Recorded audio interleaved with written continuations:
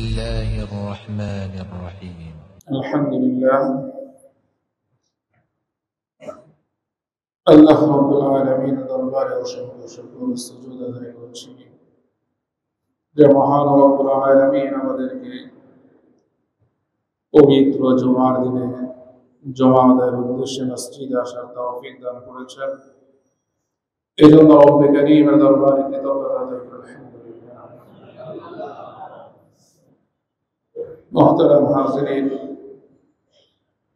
রাসূল করিম সাল্লাল্লাহু আলাইহি ওয়াসাল্লাম তিনি আমাদেরকে জীবনের বিভিন্ন সময়ে বিভিন্ন স্থানে বিভিন্ন কাজ করবে বিভিন্ন দোয়া তিনি শিক্ষা দিয়েছেন। প্রত্যেকটি দোয়া প্রতিটি স্থানের জন্য, সময়ের জন্য, সূচনার জন্য খুবই তাৎপর্যপূর্ণ। একজন ঈমানদার, একজন মুমিনের জন্য যা তার রবের সাথে সম্পর্ক দৃঢ় করা এবং রবের রহমতের যোগ্য করার জন্য অপরিহার্য। এবং রব্বুল আলামিন তিনি ইরশাদ করেন, ইযা সাআলাকা ইবাদি আন্নী ফাইন্নী করিব। রাসূল করিম সাল্লাল্লাহু আলাইহি ওয়াসাল্লামকে খিতাব করে সম্বোধন করে রব্বুল আলামিন বলেন যে যখন আপনাকে আমার সম্পর্কে জিজ্ঞাসা করবে আমার বান্দা, ফাইন্নী করিব, আমি তো নিকটেই আছি, আমি তো দূরে নই। উজিবু দাওয়াতাদ দাঈ ইযা দাআন, যখন তারা আমাকে ডাকে আমি তাদের ডাকে সাড়া দিই। এই জন্য রাসূল করিম সাল্লাল্লাহু আলাইহি ওয়াসাল্লাম আমাদের জীবনকে সহজ করার জন্য, জীবনের যত অকল্যাণ অনিষ্ট আছে, বিপদ আপদ বালা মুসিবত আছে, সেগুলোকে দূরীভূত করার জন্য আমাদেরকে বিভিন্ন দোয়া রাসূল করিম সাল্লাল্লাহু আলাইহি ওয়াসাল্লাম শিক্ষা দিয়েছেন, যাতে করে একজন মুমিনের জীবনের প্রতিটি মুহূর্ত, প্রতিটি ক্ষণ তার রবের সাথে দৃঢ় সম্পর্কের মাধ্যমে, রবের রহমত লাভের মাধ্যমে সকল অকল্যাণ এবং অনিষ্ট থেকে, অমঙ্গল থেকে নিজেকে সে হেফাজত করতে সক্ষম হয়। এজন্য রাসূল করিম সাল্লাল্লাহু আলাইহি ওয়াসাল্লাম আমাদেরকে বিভিন্ন দোয়া শিক্ষা দিয়েছেন। তো ধারাবাহিকভাবে সেই সকল দোয়াগুলোর ব্যাখ্যা, এর তাৎপর্য, আমাদের জীবনের গুরুত্ব এবং এর অপরিহার্যতা, এই বিষয়গুলো আমাদের ভালোভাবে জানা, বোঝা এবং নিজে উপকৃত হওয়ার জন্য, জীবনকে উপভোগ করার জন্য আমল করা আবশ্যক। এজন্য মুহতারাম হাজরিন, প্রথমেই যে বিষয়টি, যে দোয়া সম্পর্কে আমি আপনাদেরকে বলতে চাচ্ছি, আমাদের জীবনের সূচনা হয়, দিনের সূচনা হয়। জীবনের সূচনাকালে তো আমাদের অনুভূতি শক্তি থাকে না, ভালো মন্দ বুঝি না, ভাষা শুধু কান্না ছাড়া অন্য কোনো ভাষা আমাদের থাকে না। মুহতারাম হাজিরিন, যখন থেকে বুঝি তখন থেকে আমাদের দিবসের সূচনা। ঘুম থেকে আমরা জাগ্রত হই, আবার রাতের বেলায় ঘুমোতে যাই। তো একজন ঈমানদার, একজন মুমিন মুসলিমের জন্য যখন সে ঘুম থেকে জাগ্রত হয়, এই মুহূর্তটা, এই সময়টা তার জন্য অত্যন্ত গুরুত্বপূর্ণ একটি সময়। কারণ ঘুম থেকে সকালে জাগ্রত হওয়ার মাধ্যমে তার জীবিকা উপার্জন, দুনিয়ার জীবন যাপন এবং পরকালকে সমৃদ্ধ করার জন্য একটি লম্বা সময় তার সামনে উপস্থিত হয়। এই সময়টি সে কিভাবে কাটাবে, এর সূচনা, এটা প্রভাব তার উপর থাকে। এজন্য এই সময়টা হলো গুরুত্বপূর্ণ সময়। পাশাপাশি একটি অবস্থা থেকে আরেকটি অবস্থার পরিবর্তন সম্পূর্ণ ভিন্ন। ঘুমের যে অবস্থাটা এবং জাগ্রত অবস্থা, দুইটা অবস্থা সম্পূর্ণ বিপরীতমুখী। ঘুমন্ত অবস্থাটাকে মৃত্যুর সাথে তুলনা করা হয়, আর জাগ্রত অবস্থা এটা হলো হায়াত, এটা হলো জীবন। তো যে পরিবর্তন এই সময়ে হয় সেটা অনেক গুরুত্বপূর্ণ, অনেক তাৎপর্যপূর্ণ। আবার এই সময়টা, এই সূচনাটাও অনেক তাৎপর্যপূর্ণ। যে দিবসের সূচনা, মানুষের কর্মের সূচনা, কর্ম সময়ের, কর্ম ঘন্টার সূচনা। এজন্য রাসূল করিম সাল্লাল্লাহু আলাইহি ওয়াসাল্লাম তিনি এই সময়ে ঈমানদার মুমিনদেরকে দোয়া শিক্ষা দিয়েছেন। আমরা অনেকেই দোয়া শিখেছি, অনেকে দোয়া ঘুম থেকে জাগ্রত হওয়ার পরে পড়ি আলহামদুলিল্লাহ। অনেকে হয়তো শিখিও নাই বা শিখেও পড়ি না। যিনি শিখেন নাই তিনি তো পড়তে পারছেন না। আবার আমরা যারা পড়ছি, আসলে এই দোয়ার তাৎপর্য কি, এর গুরুত্ব কি, এর ফায়দা কি, এর লাভ কি, এর উপকার কি, এই বিষয় সম্পর্কে আমরা জানি না। এজন্য মুহতারাম হাজিরিন, ঘুম থেকে জাগ্রত হওয়ার পর আমাদের দিবসের যে সূচনা হলো বা নতুন এক জীবনের সূচনা হলো, এই সময়ে রাসূল করিম সাল্লাল্লাহু আলাইহি ওয়াসাল্লাম তিনি আমাদেরকে একটি দোয়া শিক্ষা দিয়েছেন যে আমরা ঘুম থেকে জাগ্রত হয়ে এই দোয়া পাঠ করব। আলহামদুলিল্লাহিল্লাযী আহইয়ানা বা'দা মা আমাতানা ওয়া ইলাইহিন নুশুর। এই দোয়ার মধ্যে তিনটি বিষয়। একটি হলো রব্বুল আলামিনের প্রশংসা, দ্বিতীয় বিষয় হলো এক নব জীবনের সূচনা, তৃতীয় বিষয় হলো এই স্বীকৃতি, স্বীকারোক্তি যদিও নব জীবনের সূচনা, কিন্তু এটা স্থায়ী নয়, এটা অস্থায়ী, অনস্থায়ী। কারণ পুনরায় আবার তার কাছে আমাদেরকে প্রত্যাবর্তন করতে হবে, ফিরে যেতে হবে। মুহতারাম হাজিরিন, যদিও হয়তো আমরা ছোট সময়ে এই দোয়া শিখেছি, এই দোয়া বুখারী এবং মুসলিম শরীফের মধ্যে এসেছে, হাদিসের অন্যান্য কিতাবের মধ্যেও এসেছে। দোয়ার অর্থ হলো এই যে আলহামদুলিল্লাহ, সমস্ত প্রশংসা আল্লাহ তাআলার জন্য। আল্লাযী আহইয়ানা, যিনি আমাকে জীবন দান করলেন। বা'দা মা আমাতানা, মৃত্যুর পর। ঘুমের যে অবস্থাটা ছিল, ঘুমের মধ্যে অনেক মানুষের মৃত্যু হয়ে যায়, ইন্তেকাল হয়ে যায়। আমরা এমন অনেক ঘটনার সাক্ষী যে ঘুমের মধ্যে অনেকের মৃত্যু হয়েছে, ইন্তেকাল হয়ে গেছে। তো এই মৃত্যুর পরে আবার আল্লাহ তাআলা আমাকে জীবন দান করলেন, ওয়া ইলাইহিন নুশুর, এবং তার কাছে আবার আমাকে ফিরে যেতে হবে। মুহতারাম হাজিরিন, তো আল্লাহ তাআলার সর্বপ্রথম বান্দা ঘুম থেকে জাগ্রত হওয়ার পর রবের প্রশংসা সে করছে। কেন? এজন্য প্রশংসা যে আল্লাহ তাআলা এই ঘুমের মধ্যেই মৃত্যু তাকে দেন নাই, বরং এই ঘুমের পর, এই মৃত্যুর পর, ঘুম নামক এই মৃত্যুর পর আবার তাকে নতুন করে জীবন দান করেছেন। তো সুতরাং প্রশংসা একমাত্র আল্লাহ। এই যে নতুন জীবন আল্লাহ তাআলা দান করলেন, সাথে সাথে সে এই বিষয়টাও তার উপলব্ধি, সে করছে যে এই নতুন জীবন যে আসছে এর অর্থ এই নয় যে আমার মৃত্যু হবে না, আমি অমরত্ব লাভ করলাম, বিষয়টা এমন নয়। সাথে সাথে সে এই স্বীকারোক্তি দিচ্ছে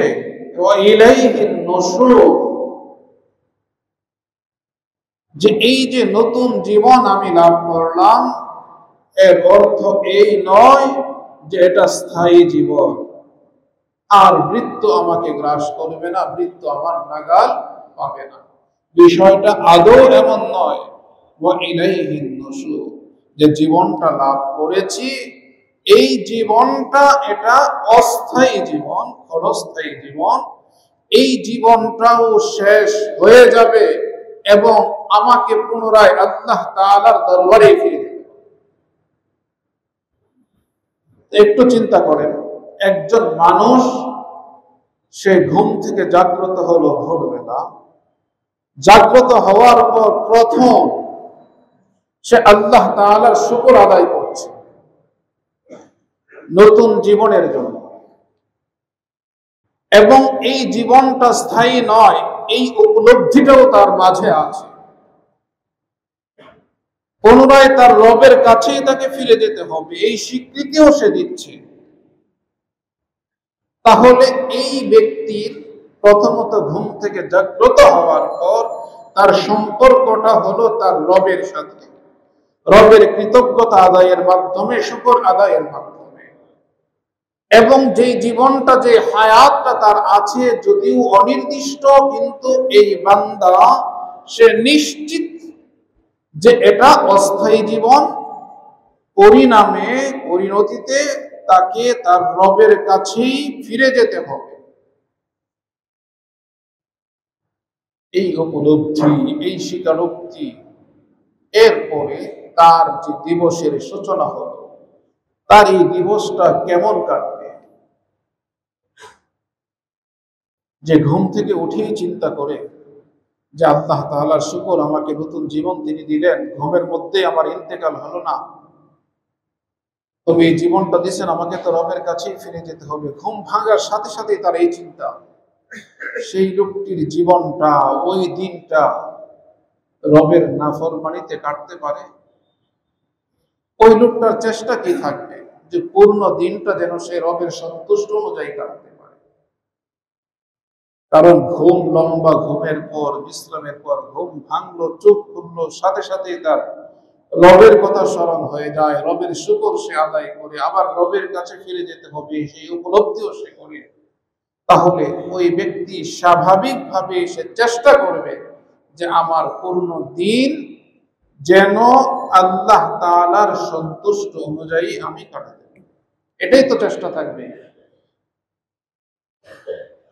হাদিসের মধ্যে এসেছে, একজন মানুষ যখন ঘুম থেকে জাগ্রত হয় তখন তার কাছে সাথে সাথে একজন ফেরেশতা উপস্থিত হয় এবং ইবলিস সেখানে উপস্থিত হয়। ফেরেশতা এবং ইবলিসের উভয়ের মধ্যে লড়াই চলতে থাকে, যুদ্ধ চলতে থাকে। ফেরেশতা চায় যে এই লোকটি যেন আল্লাহ তাআলার গোলাম হয়ে রবের আনুগত্যকে স্বীকার করে সে তার দিবসের সূচনা করে।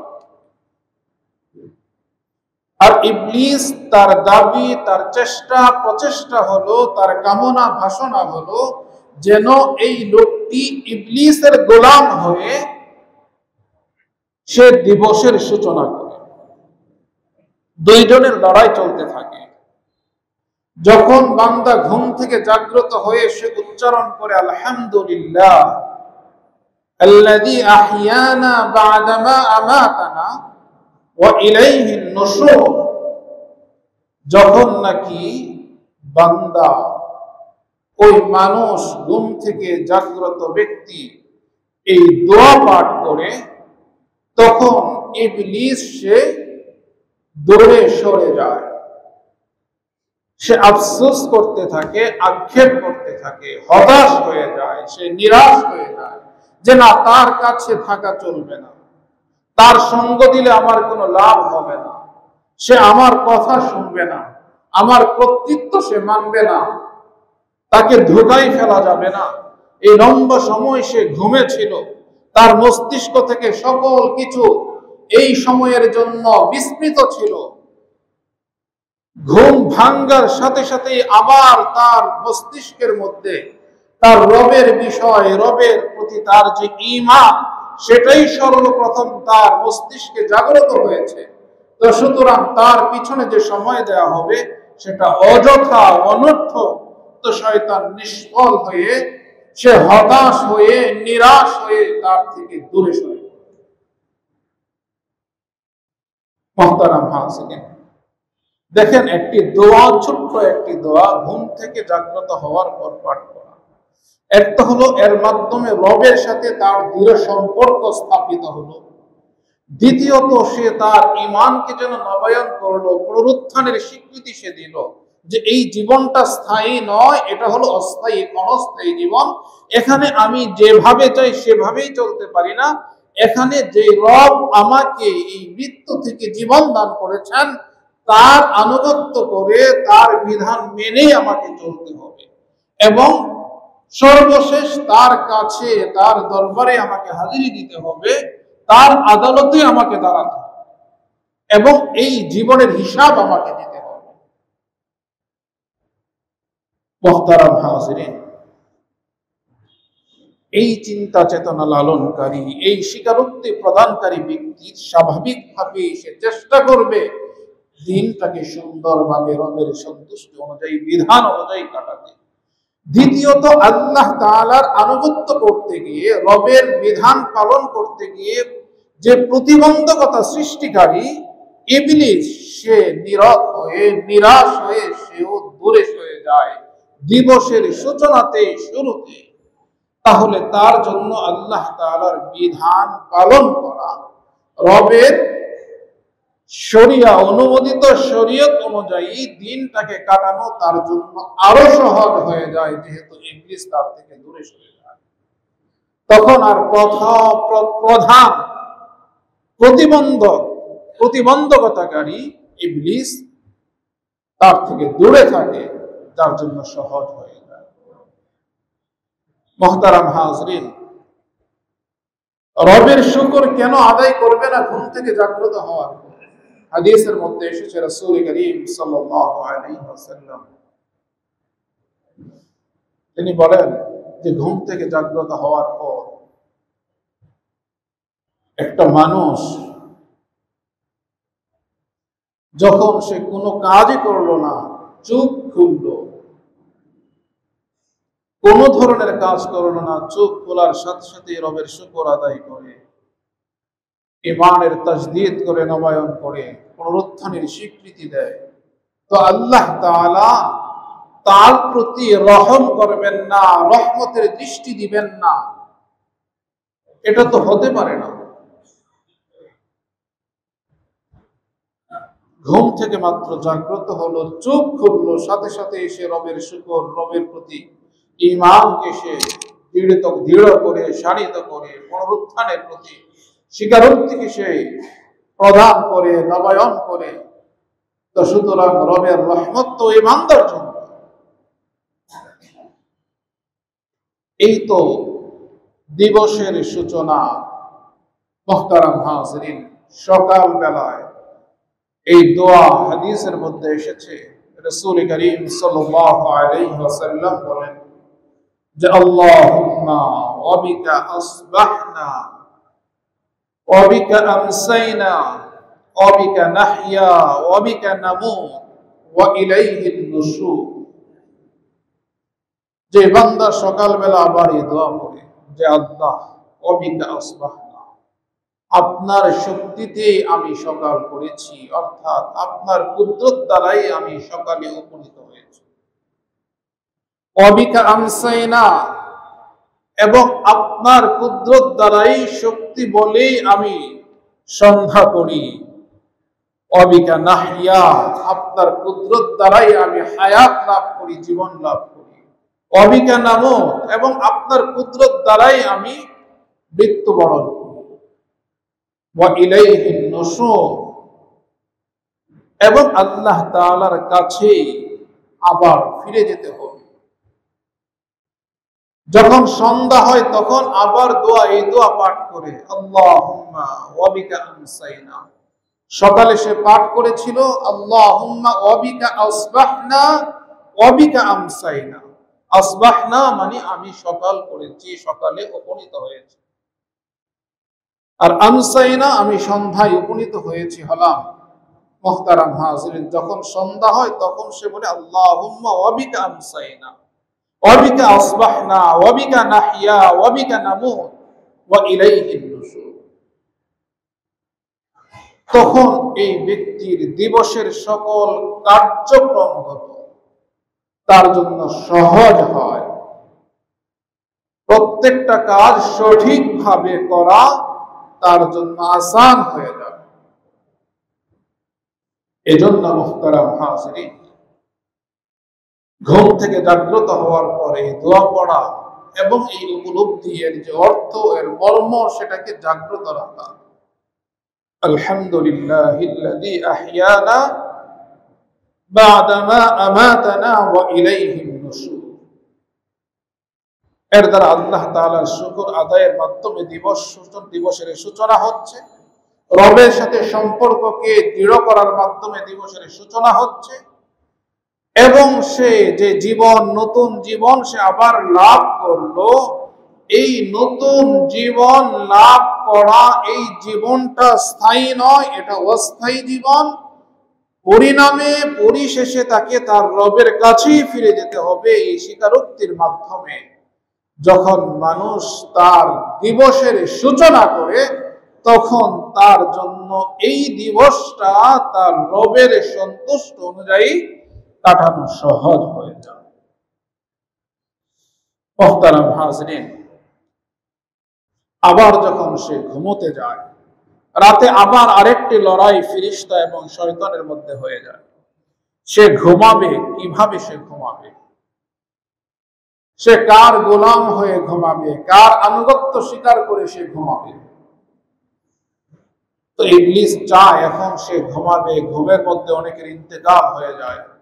এখন এই মুহূর্তে যদি সে আমার আনুগত্যকে মেনে নেয়, আমার গোলামিকে স্বীকার করে নেয় আর ঘুমিয়ে যায়, এবং এই ঘুমের মধ্যেই তার মৃত্যু হয়ে যায়, তাহলে সে আমার গোলাম হয়ে মৃত্যুবরণ করলো।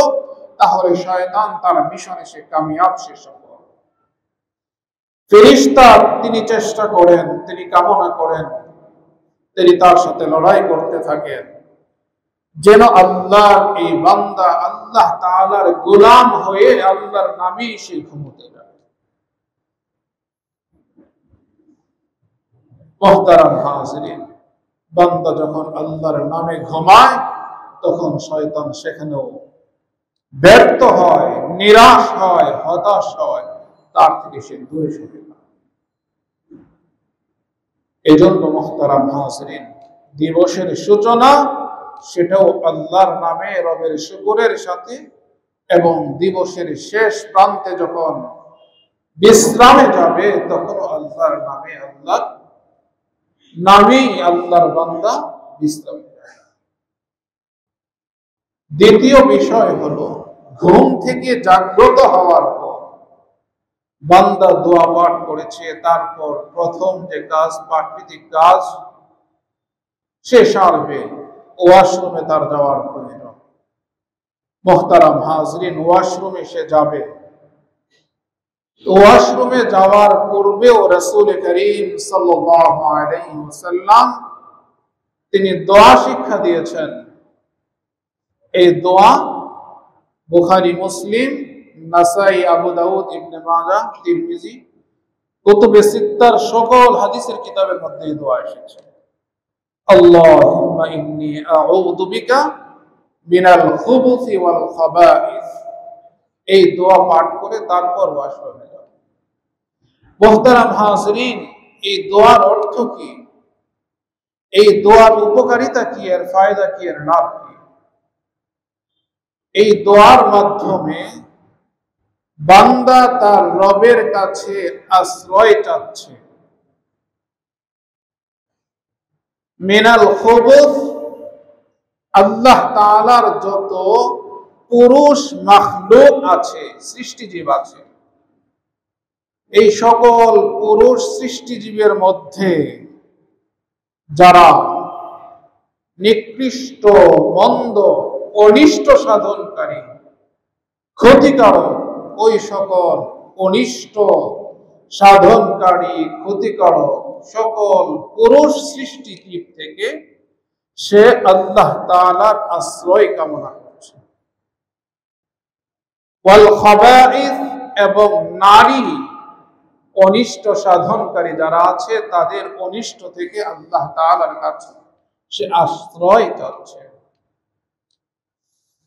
মুহতারাম হাজিরিন, বিশেষ করে ইবলিস, শয়তান যেমন সে নিকৃষ্ট, সে এমন নিকৃষ্ট স্থানকে পছন্দ করে সেটাকে তার আবাস বানায়। দুর্গন্ধ, নাপাকি এই সকল স্থানই তার বসবাস বেশি।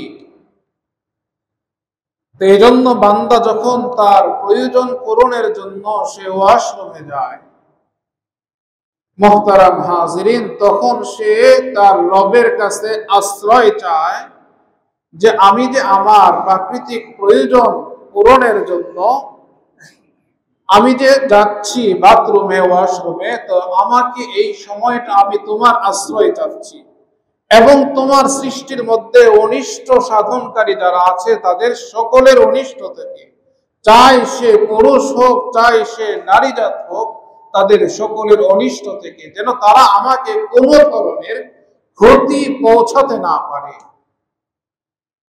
মুহতারাম হাজিরিন, ইবলিস শয়তান মানুষকে উভয় ধরনের ক্ষতি পৌঁছাতে সক্ষম, ক্ষতি করতে সে সক্ষম।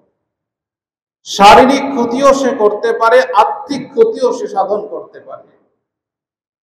মুহতারাম হাজিরিন, শারীরিক ক্ষতি যেমন শরীরের বিভিন্ন স্থানে সে নাপাকি লাগিয়ে দিল, অথবা দেখা গেল অনেক সময় দেখা যায় যে বাথরুমে অনেকের মৃত্যু হয়ে যায়,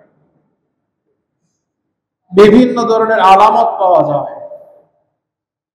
মুহতারাম হাজিরিন, একটি বিষয় হলো মৃত্যুর নির্ধারিত সময়, সেটা যে কোনো স্থানেই হোক সেটাই নির্ধারিত সময়, সেটা হলো ভিন্ন বিষয়। কিন্তু মৃত্যু আল্লাহ তাআলার কাছে একজন ঈমানদার মুমিনের যে মৃত্যু হাদিসের মধ্যে এসেছে, ওই মৃত্যুটাই কামনা করা, সেটাই একজন মানুষের ঈমানদারের চাওয়া যে আল্লাহ তাআলা যেন তার মাহবুব বান্দাদের যে মৃত্যুর কথা তার রাসূলের মাধ্যমে আমাদেরকে শুনিয়েছেন, সেই মৃত্যুই আমাদেরকে আল্লাহ তাআলা নসিব করে। তো মুহতারাম হাজিরিন, কেউ পড়ে গেল হুজুর, তো শারীরিক ক্ষতি করতে সে সক্ষম, আত্মিক ক্ষতি করতেও সক্ষম। স্থান নাপাকি স্থান ইবলিসের আবাসস্থল, এবং সেখানে মানুষ তার প্রাকৃতিক প্রয়োজনের জন্য সতর সে খুলে ওই অবস্থায় একজন মানুষকে তাকে প্রবঞ্চনা দেওয়া, কুমন্ত্রণা দেওয়া, তার মধ্যে অন্যায় কামনা বাসনা জাগ্রত করা তখন ইবলিসের জন্য সহজ হয়ে যায়। এজন্য তাদের অনিষ্ট থেকে আল্লাহ তাআলা যেন হেফাজত করেন, রবের আশ্রয় কামনা। এবং যখন তার প্রাকৃতিক প্রয়োজন পূরণ করে সে বের হয়ে আসবে, তখন রাসূল করিম সাল্লাল্লাহু আলাইহি ওয়াসাল্লাম দোয়া শিক্ষা দিয়েছেন। যখন বের হয়ে যাবে তখন সে দোয়া করবে গুফরান, প্রথমে সে আল্লাহ তাআলার কাছে ক্ষমা চাইবে। প্রশ্ন আসতে পারে যে ওয়াশরুম থেকে সে বের হলো, তার প্রাকৃতিক প্রয়োজন শেষ করে সম্পাদন করে, এখন সে ক্ষমা কেন চাবে? ক্ষমা এজন্য চাবে, এর দুইটি অর্থ উত্তর।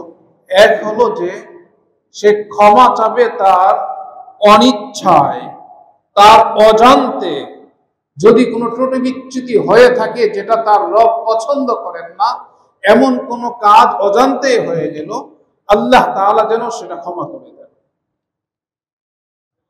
দ্বিতীয় বিষয় হলো সে ক্ষমা চাবে এজন্য তার প্রাকৃতিক প্রয়োজন সে সম্পাদন করেছে,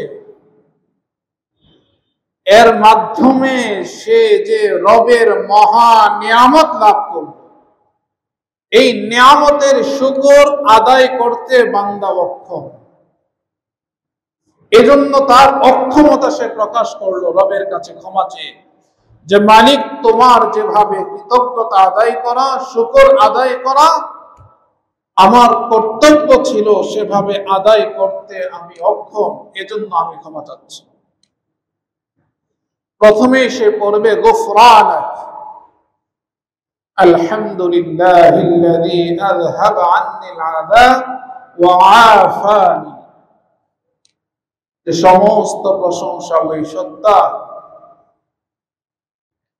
আযহাবা আন্নিল আযা, যিনি আমার থেকে কষ্টদায়ক, দুর্গন্ধযুক্ত, নাপাকি বের করে দিয়ে আমাকে প্রশান্তি দিলেন, ওয়া আফানি, এবং আমাকে যিনি নিরাপদ করলেন, ওই সত্তা, ওই রবের শুকর আদায় করছি। মুহতারাম হাজিরিন,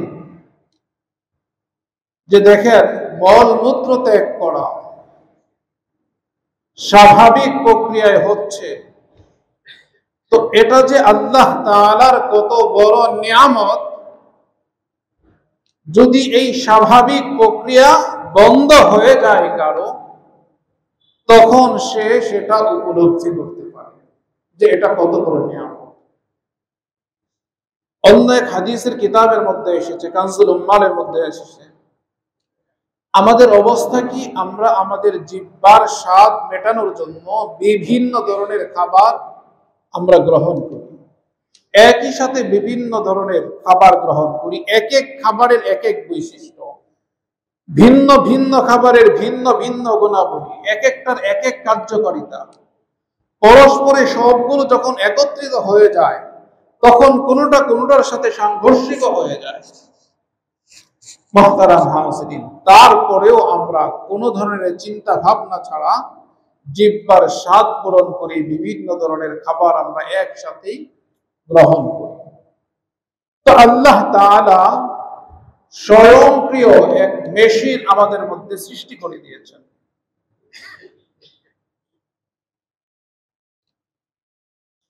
যে আল্লাহ তাআলা আমাদের মধ্যে স্বয়ংক্রিয় মেশিন তৈরি করে দিলেন, পাকস্থলী আমাদের এই খাবারগুলোকে হজম করে। মুহতারাম হাজিরিন, লিভার সে রক্ত তৈরি করে, কিডনি দিলেন রব্বুল আলামিন, যা এই খাবারের মধ্য থেকে জলীয় যে উপাদানগুলো আমাদের জন্য প্রয়োজন, উপকারী, সেগুলো সঞ্চয় করে ক্ষতিকর জলীয় পদার্থগুলো সে বের করে দেয়। অন্ত্র আমাদের শরীরের যে বর্জ্যগুলো আছে সেগুলোকে সে একত্রিত করে সে বের করে দেয়। এক একটার এক এক কার্যকারিতা আল্লাহ তাআলা এগুলো স্বয়ংক্রিয়ভাবে আমাদেরকে দান করেছেন। প্রত্যেকটা তার কাজ আপন গতিতে করে যাচ্ছে, সবগুলোই কাজ করছে। হঠাৎ কোনো একটা যদি বিকল হয়ে যায়, আমাদের পরিপাকতন্ত্র সেটাও কাজ করছে, অন্তও কাজ করছে, লিভারও কাজ করছে, কিডনি বিকল হয়ে গেল। মুহতারাম হাজিরিন, খাবারের কোন অংশে কি উপকারিতা রয়েছে আমার শরীরের জন্য, বর্তমান মেডিকেল সায়েন্স এত উন্নত, এত অগ্রসর হওয়া সত্ত্বেও কোনো একটি খাদ্যকে তার সামনে উপস্থাপন করলে সে ভাগ করতে পারবে না, পৃথক করতে পারবে না, যে এই খাবারের এই অংশটা তোমার জন্য উপকারী, এই খাবারের এই অংশটা তোমার জন্য ক্ষতিকর। এটা মানব সাধ্যের বাহিরে, ঊর্ধ্বে। পূর্ণ খাবারটাই আমার জন্য উপকারী এমন নয়। আমি নির্ভেজাল বিশুদ্ধ খাবারই গ্রহণ করছি, কিন্তু এই পূর্ণ খাবারটাই আমার জন্য উপকারী, বিষয়টা আদৌ এমন নয়। এই খাবারের কোনো অংশ আমার জন্য উপকারী, কোনো অংশ আমার জন্য অপকারী, ক্ষতিকর। তো আল্লাহ তাআলা স্বয়ংক্রিয় মেশিন আমাকে দিয়েছেন, যা সে নির্ধারণ করে যে এই খাবার যে গ্রহণ আমি করলাম এর কোন অংশটা আমার জন্য উপকারী, সেটাকে আমার শরীরে সে সঞ্চয় করে জমা করে রাখে। এর দ্বারা শরীরে শক্তি যোগায়। শরীরের প্রত্যেকটা অঙ্গ প্রত্যঙ্গের যার যে কাজ সেই কাজের জন্য সেটাকে সে বরাদ্দ করে। কোন খাদ্যের কোন অংশে আমার দৃষ্টিশক্তি বাড়বে সেটাকে সে সেখানে সাপ্লাই করে। শ্রবণ শক্তি কোনটায় বাড়বে, মস্তিষ্ক শক্তিশালী কোনটায় হবে, এগুলো প্রয়োজন অনুপাতে কোনটা কোন কাজের কতটুকু নির্ধারণ সে করে, সিদ্ধান্তও সে নেয়, তাকসিম বন্টনও সে করে। মুহতারাম হাজরিন, যে দেখেন প্রত্যেকটা সচল থাকার পর এক কিডনি বিকল হয়ে গেল, কাজ করলো না, আপনি ডাক্তারের কাছে গেলেন, এখন আপনাকে বললো যে ডায়ালিসিস করতে হবে, একদিন পর পর, 2 দিন পর পর। তো অর্থ আছে, সচ্ছলতা আছে, আপনি করতে থাকলেন। তো আপনার এই অর্থ খরচ করে ডায়ালিসিস করা, এর মাধ্যমে জীবনকে উপভোগ করা, আর রবের স্বয়ংক্রিয় মেশিন স্বয়ংক্রিয়ভাবে কাজ করে যাচ্ছে তার জীবন যাপন, আর অর্থের মাধ্যমে ডায়ালিসিস করে জীবন যাপন কি সেই বাঁচাটা শুধুই মাত্র নামে বাঁচা, নামে জীবনটাকে হায়াত এসে আছে, কিন্তু তার দ্বারা কি কাজ হয়, সে কি করবে? মুহতারাম হাজরিন, যে দেখেন আমরা বিভিন্ন ধরনের খাদ্য আমরা গ্রহণ করি। তো এই যে ওয়াশরুম থেকে বের হয়ে এই দোয়া পাঠ করা, অন্য হাদিসের মধ্যে এসেছে, আমি বলেছিলাম যে কানজুল উম্মালের মধ্যে এক হাদিস এসেছে, আল্লাহ রাসূল সাল্লাল্লাহু আলাইহি ওয়াসাল্লাম বলেন যে আলহামদুলিল্লাহিল্লাযী আযাকানি কুওয়াতা, যে আল্লাহ রাব্বুল আলামিন সমস্ত প্রশংসা ওই সত্তা যিনি আমাকে কি করেছেন, যে রিজিক দান করেছেন, এই রিজিক থেকে যা আমার শরীরে শক্তি সঞ্চয় করে এগুলো আমার জন্য তিনি সঞ্চয় করার শরীরে ব্যবস্থা করে দিয়েছেন। কারণ আল্লাহ তাআলা যদি এই খাবার থেকে শক্তি অর্জন এবং সঞ্চয় পরিমিতভাবে প্রত্যেকটার মধ্যে সেটাকে তাকসিমের ব্যবস্থা, বন্টনের ব্যবস্থা স্বয়ংক্রিয়ভাবে না করতেন, তাহলে সেটা তো আমাদের জন্য সম্ভব।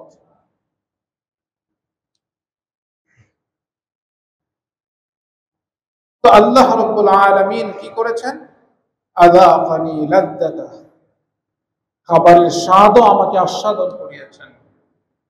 আবার আযহাবা, তিনি বেরও করে দিয়েছেন এর মধ্য থেকে ক্ষতিকর যে বস্তুগুলো আছে। আযাব, এটা কষ্টদায়ক। একজন মানুষ সে খাবার গ্রহণ করলো তৃপ্তির সাথে, খাবার গ্রহণ করার পর সে যদি মলমূত্র ত্যাগ করতে না পারে, মুহতারাম হাজরিন, যে সুস্বাদু খাবার সে খেয়েছে, খাবারের যে তৃপ্তি তার ছিল, এখন সেটাই তার বিষাদে পরিণত হবে, তার জন্য যন্ত্রণার কারণ হবে, আযাবের কারণ হবে। সেই মানুষটাকে ছুটতে হবে ডাক্তারের কাছে, হসপিটালে। তো মানুষ কেন ওয়াশরুম থেকে বের হওয়ার পর তার প্রাকৃতিক কাজ সেরে সে তার রবের শুকর আদায় করবে না? এই যে এত বড় নিয়ামত সে ভোগ করল, লাভ করল, তো আল্লাহ তাআলার শুকর সে আদায় করবে না কেন? এই জন্য মুহতারাম হাজরিন, আমাদের কাজ হলো যে আমরা রাসূল করিম সাল্লাল্লাহু আলাইহি ওয়াসাল্লাম আমাদেরকে যে দোয়াগুলো যেই সময়ের সাথে শিক্ষা দিয়েছেন, ওই দোয়াগুলো ওই সময়ে আমরা নিয়মিত পাঠ করব এবং এই দোয়ার যে অর্থ, এই অর্থ সেটা শিখব এবং এই অর্থের উপলব্ধির সাথে পাঠ করব যে আসলে এগুলো কোনো মন্ত্র নয়, এই দোয়াগুলো কোনো তান্ত্রিকের মন্ত্র নয়, এগুলো হলো হাকিকত, এগুলো হলো মানব জীবনের বাস্তবতা। কিন্তু প্রকৃত বাস্তবতাকে আমরা উপলব্ধি করতে ব্যর্থ হয়েছি, সেটা আমাদের জ্ঞানের ত্রুটির কারণে, অথবা সেটা আমাদের বোঝার ত্রুটি, অথবা আমাদের গাফলত উদাসীনতার কারণে। অন্যথায় এই ছোট ছোট দোয়া, এই প্রয়োজনীয় দোয়াগুলো প্রত্যেক মুসলিম পরিবারে ছোট সময় বাচ্চাদেরকে শেখানো হয়, কিন্তু আস্তে আস্তে আমরা বড় হতে থাকি, দুনিয়ার বিভিন্ন পেশায় আমরা জড়িয়ে যাই, ব্যস্ততা বাড়তে থাকে আর সেগুলো মাইনাস হতে থাকে। অথচ আমার দুনিয়ার ব্যস্ততা যত বাড়বে তত আল্লাহ তাআলার সাহায্যের প্রয়োজন, তত বেশি আল্লাহ তাআলার রহমতের প্রয়োজন। আমার কাজের ব্যক্তি যত বৃদ্ধি পাবে, বিস্তৃত হবে, রবের রহমত তার চেয়ে তত বেশি বিস্তৃত হওয়া আমার জন্য প্রয়োজন। কিন্তু আমাদের দুনিয়ার জীবনের, দুনিয়ার চাওয়া পাওয়ার ব্যস্ততার কারণে রবের রহমত যে আমাদের প্রয়োজন, সেই বিষয়টা আমরা কর্মক্ষেত্রে বা কর্ম সময়ে ভুলে যাই, যার কারণে আমরা আমাদের জীবনে বিভিন্ন সময়ে হতাশায়, নিরাশায় আমরা ভুগতে থাকি, পেরেশান হই, দুশ্চিন্তাগ্রস্ত হই, বিপদ আপদ বালা মুসিবতের আমরা শিকার হই এবং সেটা আমাদেরকে হতাশায় পর্যবসিত করে।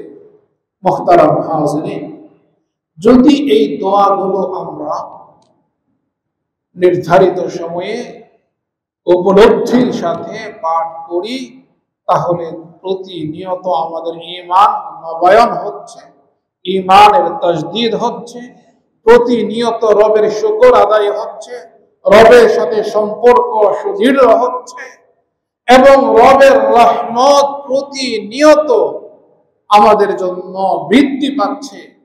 তো জীবন মান আমাদের জন্য সহজ হবে, সকল কাজই আমাদের যে যে পেশায় থাকে, প্রত্যেকটি কাজ আমাদের জন্য যা নির্ধারিত দৈনন্দিনের কাজ আমরা করি, সকল কাজই আমাদের জন্য সহজ হবে, যেহেতু আল্লাহ রাব্বুল আলামিনের রহমত আমার সাথে শামিল আছে।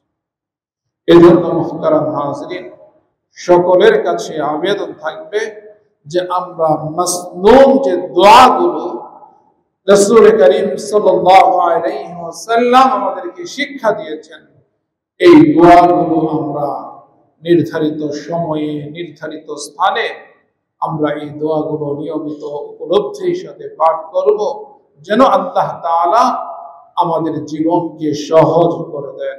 আমিন। ওয়া আখিরু দাওয়ানা আলহামদুলিল্লাহ।